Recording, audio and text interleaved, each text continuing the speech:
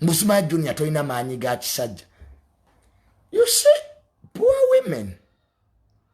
Bayinza no kumakinga to run from Kampala to Masaka in this guise of looking for a Manyi Gakisajja. I don't know anyaga pima.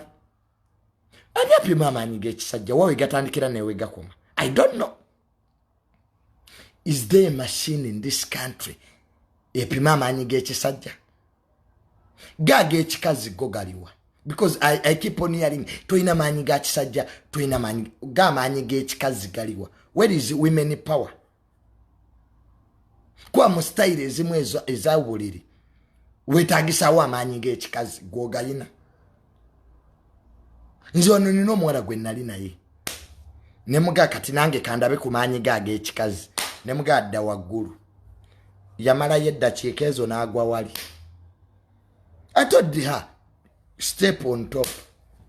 Ndabe Manyi Gachikazi. The woman could not spend 3 minutes. So, before you blame men that they don't have manpower, namu abakazi mufune women power. Ate mufune ne machine ezibi measuringa. I keep getting messages from women.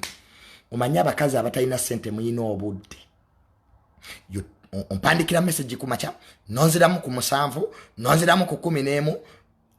Where do you get that time from? Like, you can write one message and wait for reply. Omuwala omwavu takulinda nakuddamu message.